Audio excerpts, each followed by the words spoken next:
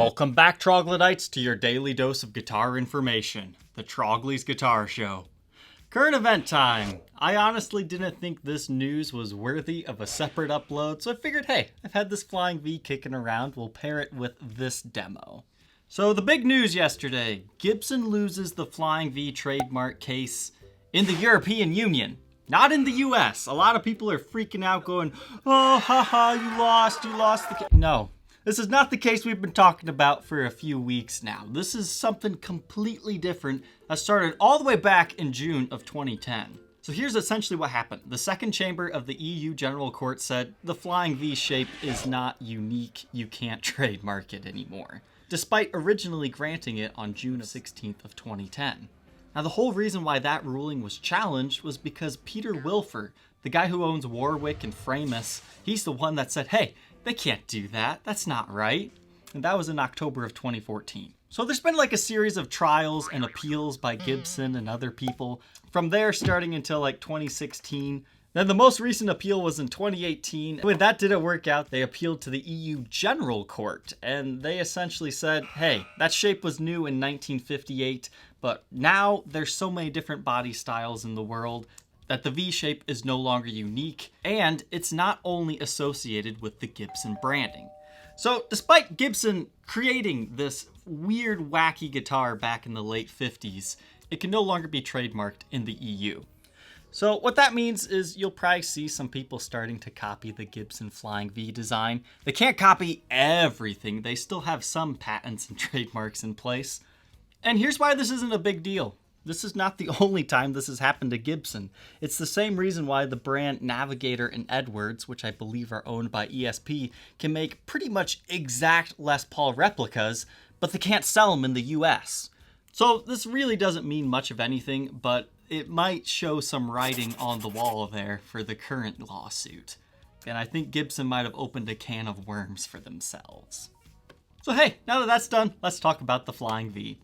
Introduced, somewhere around 1958, it's the late 50s. It was one of their futuristic designs introduced alongside things like the Explorer, which is its popular brother, and then the not so popular brother like the Moderne, and then one that was later called the Futura. It's kind of like the Explorer prototype. The main characteristics of those, besides being Carina, they are a string-through body design. They have that cool little V shape on the bottom there. But it was not successful at first, but in 1967, they decided to reissue these things. And when they came back, they had completely different specs here. It's now completely constructed out of mahogany. You've got mahogany neck, mahogany body. It has a proper stop bar tailpiece, or a vibrola unit on it, and you have 2 volumes and a master tone with a 3-way toggle switch here, and the output jack is located right by the controls instead of on a separate plate at the end of the horn. The body styling is also different when it comes to the neck heel joint. It's more of a slimmer design, and they no longer have that rubber strip to help you sit and play with this instrument.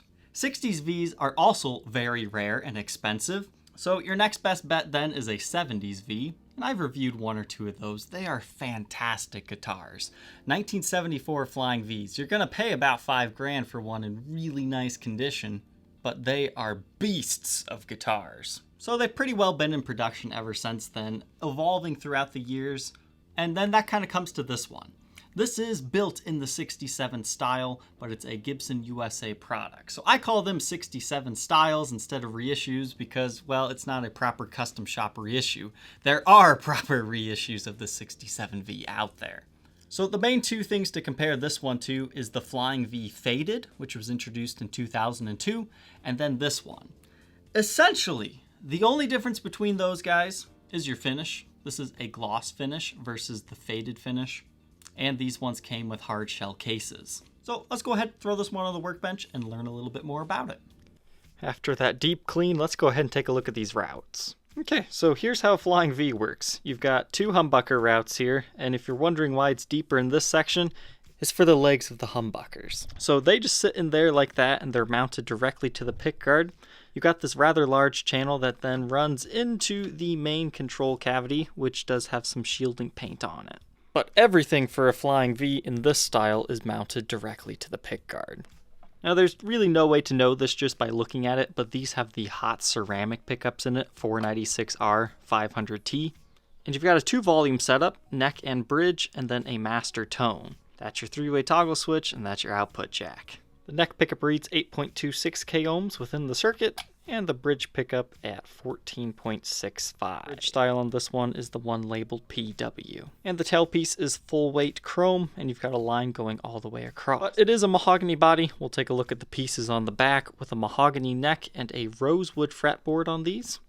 Now if you get a first year faded Flying V, you can get ebony. But these guys are rosewood with the acrylic dot inlays. This board was pretty grungy, but I cleaned it up. It's looking a lot nicer now, polished up those frets. So no real issues to go over here. I like this streak in the rosewood right there. Beautiful coloring. The Flying V headstock is very iconic, but without this giant truss rod cover on it, it just doesn't look right. They always feel so naked. But once that's back on, just 3 on a side Kluson style tuners. We've got a nut width of 1.68 inches. Which increases to 2.05 at the 12th. First fret neck depth, 0.86, and stays rather consistent, 0.91 at the 12th. Scale length is the typical 24 3/4 for Gibson. So since everything's top routed, the back is nice and clean. Now how many pieces is this back? Just looking at it, leave your guess down in the comments section. Did you say 1 piece? No, it's not 1 piece. Did you say 2 piece because of this obvious seam line? Nope. It's actually a 3-piece. It's hard to see, but there's another seam line right there. That's why, if possible, and if how many pieces the body is made of is meaningful to you, take a light and take a look around the edges. They're still tough to see, but much more visible than on the back usually. But the strap buttons for this model, right on the back of the neck heel, and then right here on the inner side of the horn. And honestly, Flying V's balance so well. They're lightweight, they're super comfortable to play. I do like them, they're just not necessarily my favorite guitar shape in the world.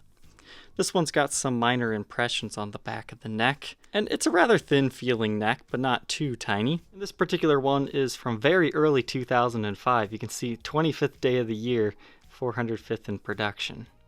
This particular example weighs about 6.5 pounds. What do we know about this Flying V? Let's go ahead and hear how it sounds.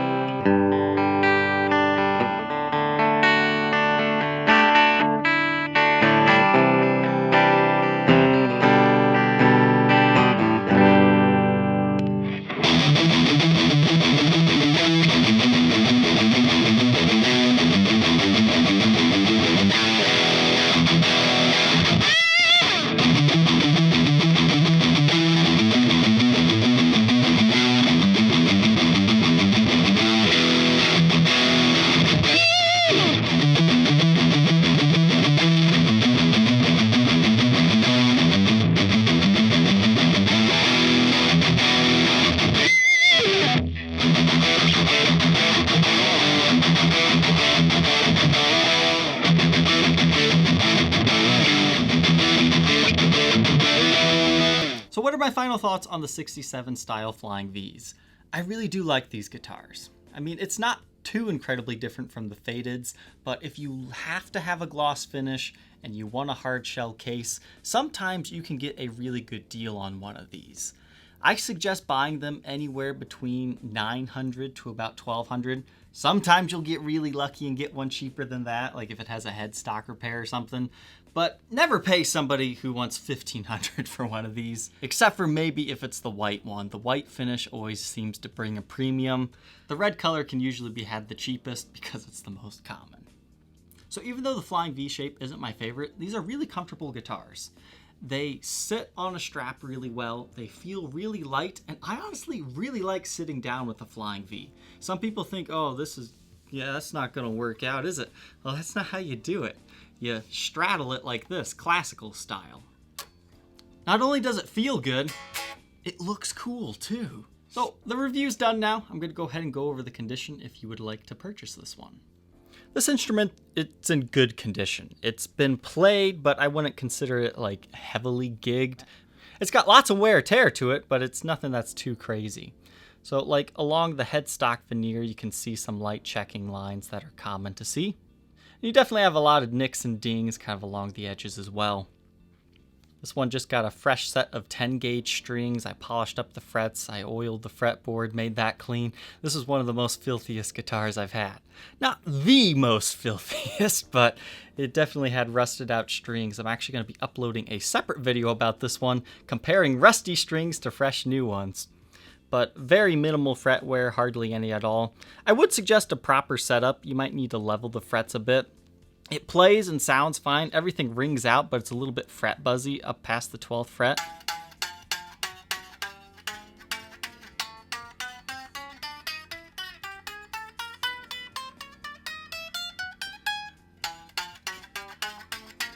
But it's nothing that I would consider you have to change. I mean, you might just want to raise the action a hair. Original Gibson pickups in here yet, as we saw earlier, and you've got lots of light nicks and dings in the top. There's some scratches, some smudges. I mean, I cleaned this guitar the best I can, but I did not do a full polish job or anything.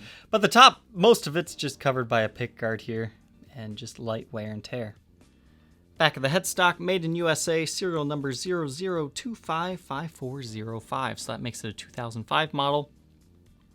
It looks like this brushed up against a ceiling or something. It's got a little bit of a white splotch there. I think that's like paint over top of it, like from the wall that it bumped against, but no breaks, cracks, or repairs to worry about here. The neck definitely has some impression marks, especially like in this area. Was it necessarily something I felt while playing it? No. But they are there just in case you're like super picky with what is on your neck. I know there's some buyers who won't buy it if there's any type of small mark on the neck, and I get that, so I want you to know it's there. I love the back on this one. Despite being at least 3 pieces that I can see, it's got some nice wood grain to it. I wouldn't say it's been, chewed up by too much buckle rash, but you do have some worming, nothing through the finish. The sides kind of have a very similar story here, just some impressions.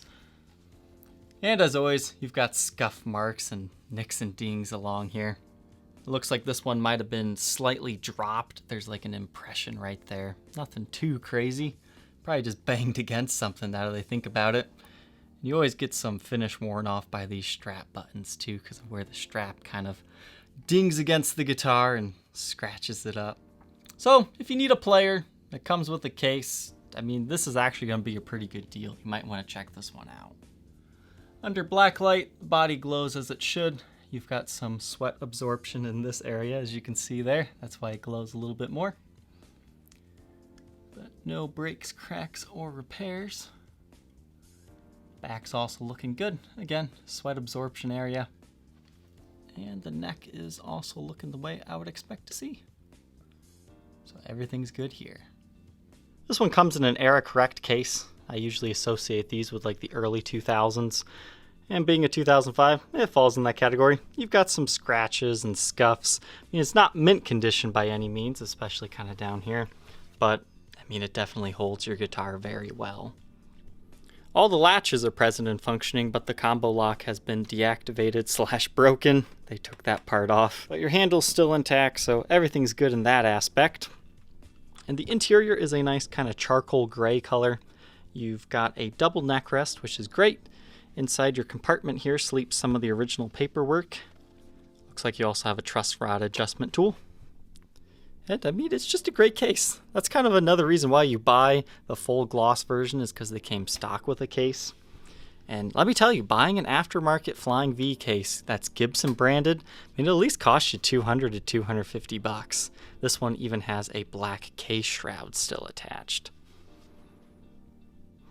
But if you think you might be interested in being the next owner of this Gibson Flying V, feel free to check out that link in the description that will take you to the Reverb for Sale page.